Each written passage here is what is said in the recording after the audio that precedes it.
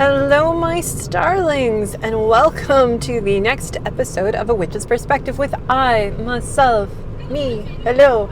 I am Vi, the Abysmal Witch, and this is but my perspective on perspectives today. Yes, I am but one witch and a multitude of witches with my own perspective. Take it as you will, do with it as you will. Just don't be mean about it. You know, life's hard enough. We don't need to get it harder by being hard on each other in that kind of way. Yes, that was where things are at. So, perspective. I've talked about perspective, I do believe, before, and we are going to go into it a little bit again and a little bit different. In the past, when I've talked about it, perspective has been Perspective has been about layers of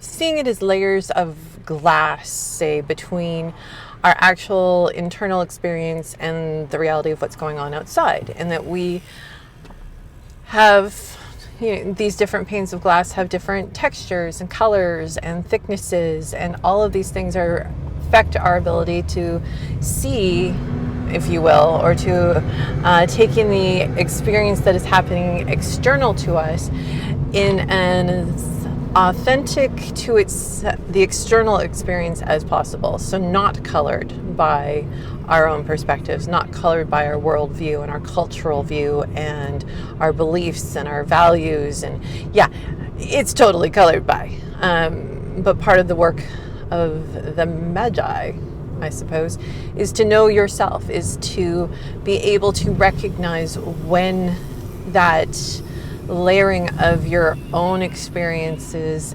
impacts and is affecting how you perceive other things. So today, I want to offer a different idea that's been toying in my head around how to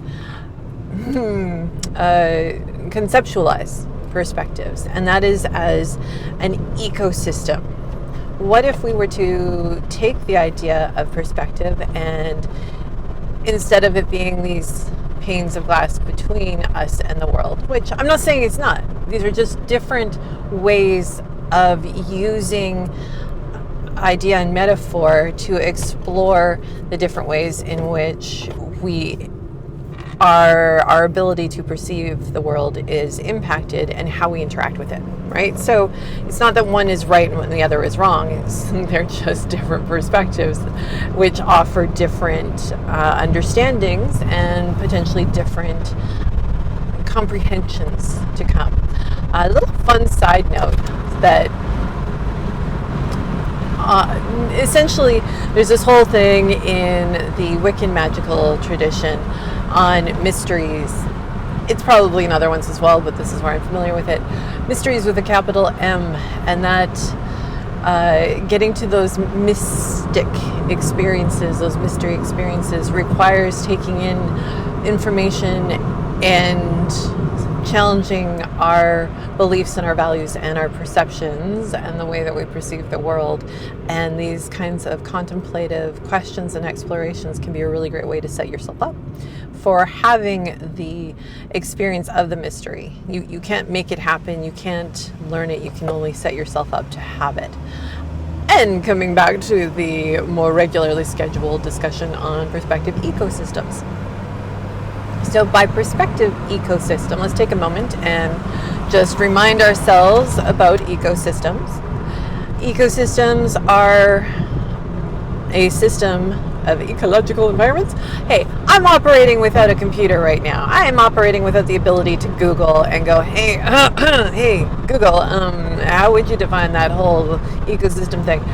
But we have ecosystems are a collection of systems working together to create an environment. And generally speaking, we you have a rainforest as an ecosystem. You could say that corporate culture probably is an ecosystem, and all the things that go into making it what it is that ecosystem. Anyway, so I'm failing, I feel like, to explain ecosystem, which does not bode well for the rest of this. There are reasons, which I won't actually get into, but there are reasons, and if if you want to understand the reasons, you got to check out my companion episode. It's usually one number less than the one here. I just record them the same day, except I recorded one of these first on my abysmal perspective. It's called an abysmal perspective. I get to usually more into the witchier side of things, but in that one I'm going to talk about why my state of being right now is kind of what it is, but also leapfrog off of that into the topic, which is what to do when things get hard. But that's not here. Here we're talking about perspective ecosystems. So I am just toying with this idea. This is not fully fleshed. You are with me on the journey of rambling. Let's talk it out and see where this lands, kind of conceptualization.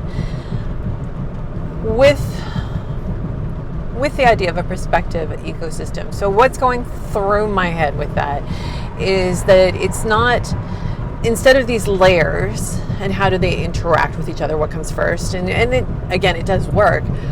What if instead we look at those different layers as different components, different systems working together or not, in relation with each other to create the environment in which we perceive. It creates the way in which we perceive. It shapes the funnel, if you will, of what is coming in, and that funnel is defined is the ecosystem it has to travel through.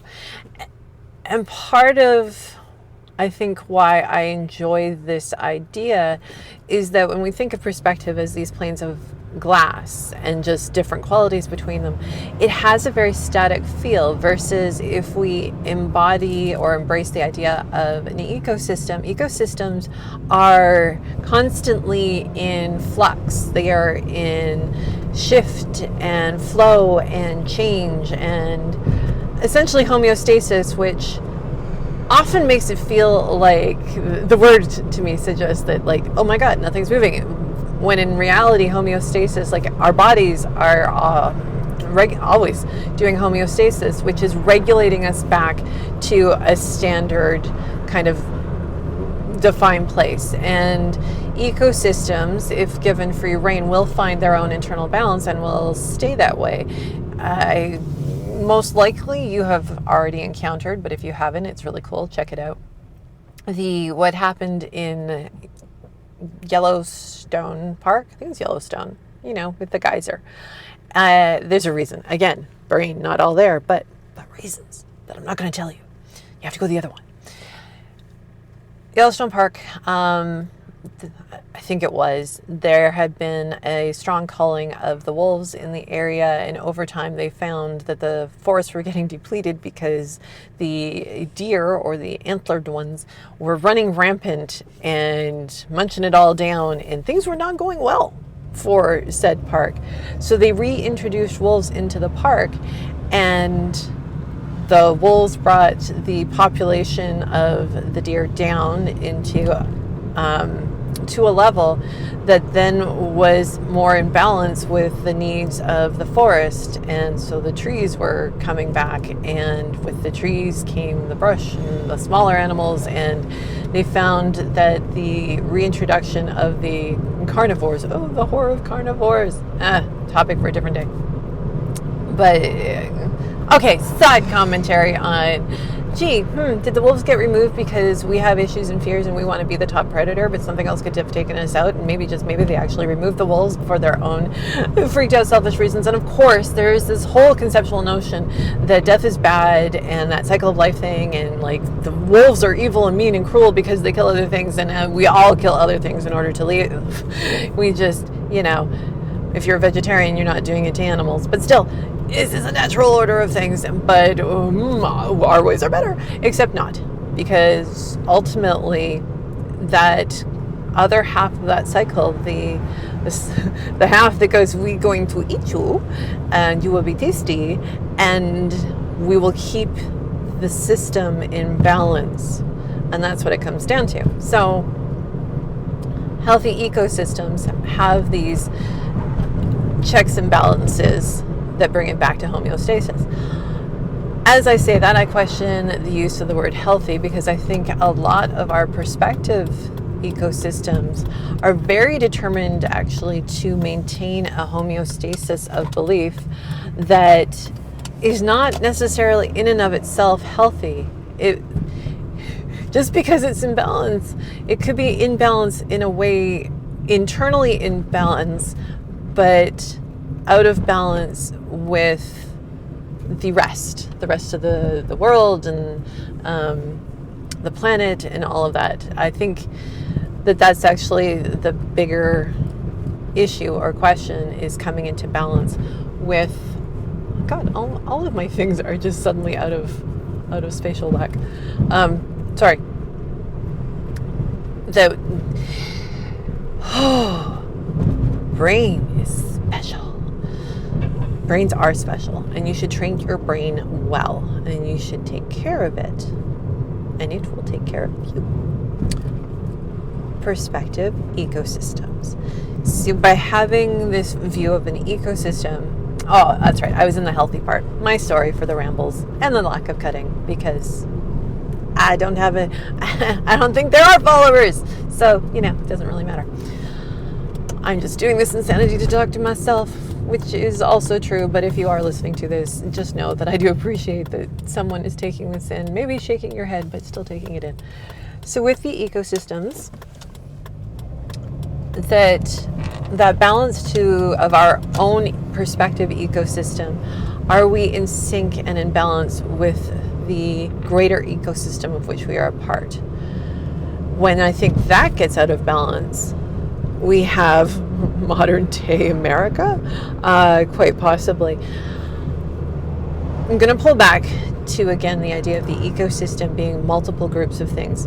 So as part of my ecosystem, obviously I have a very pagan perspective. I have a pagan and witchy perspective.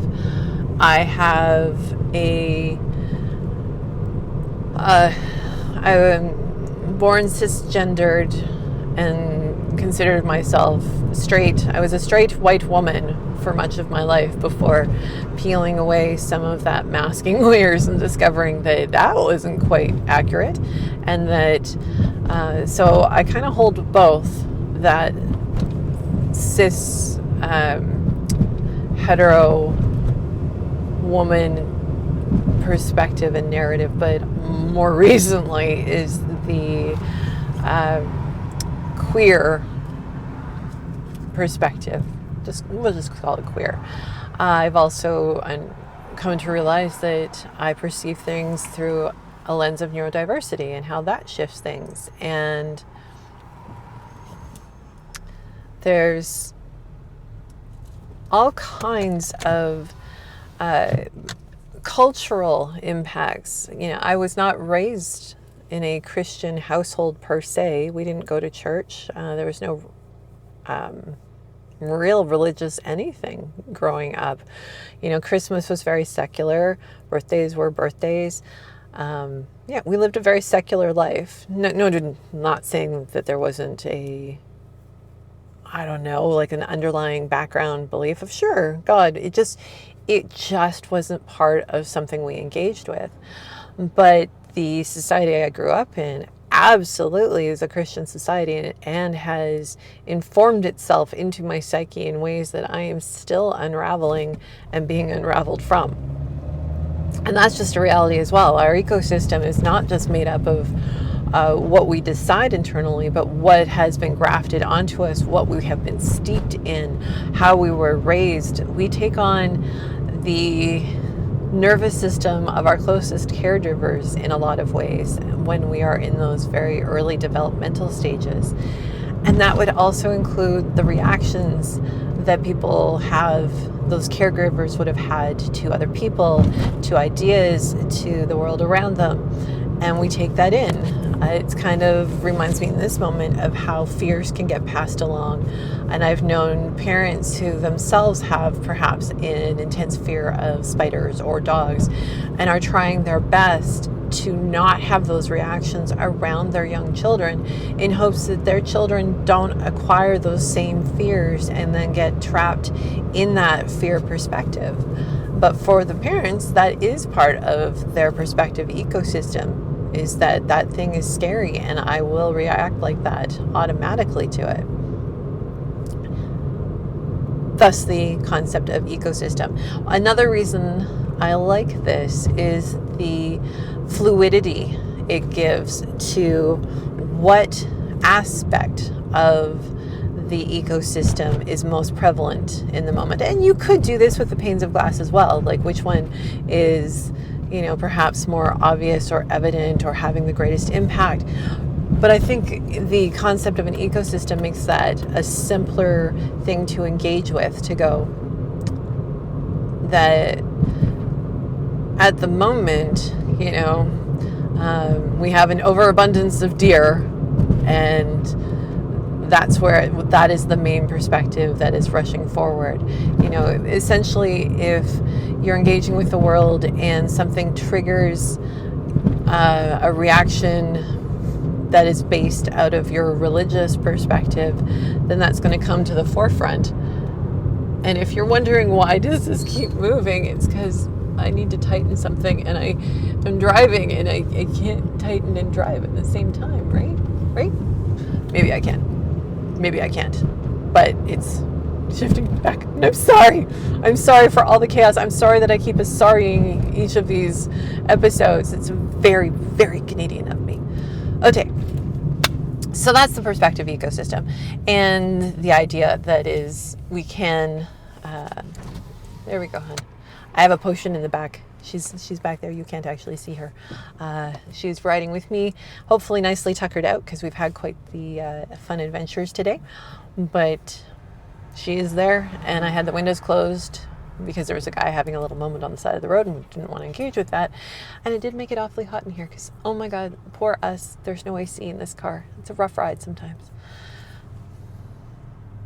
Playing with the ecosystem, allowing it to describe the way in which sometimes certain aspects of our past experiences or our values or beliefs come to the forefront over others. Because there are times when something will resonate more on one thing than the other, or pre-existing conditions set us up to react one way or another, or sometimes the human condition.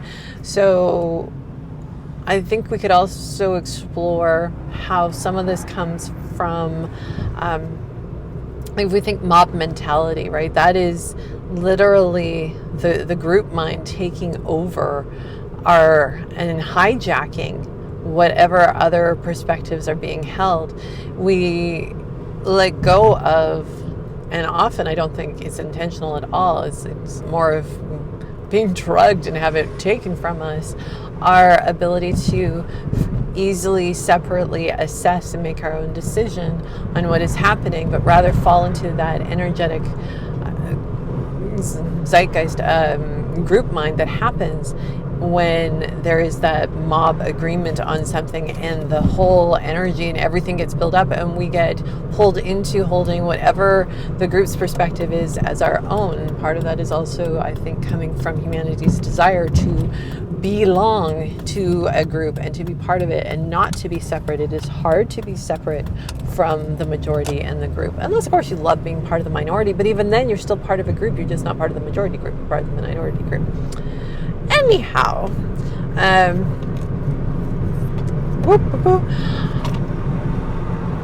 I also suspect that echo chambers play a part in this as well. The echo chambers we create around ourselves, that essentially are reinforcing our perspective ecosystems. We're like, you know what? I don't want any of those pesky bluebells hanging around in my field of dandelions, so I'm just going to make sure there's more dandelions, and we're going to ignore that bluebells exist. But we do know that monoculture farming does not work well over the long haul, and I suspect neither does perspectiving work well for us in the long term, because we do have those needs. If we want to do better, if we want to be better, we need to do better. In order to do better, we need to do different. In order to do different, we need to come to a different choice of engaging. And that means playing with our perspective and getting out of the ruts of what is typical and usual and familiar and takes no effort, and make some effort and do some exploring and challenge ourselves. So with that, I'm going to sign off, say much love, much appreciation for hanging out with me through to the end. Take grand care of yourself, because there is no one else in the world quite like you. Bless me.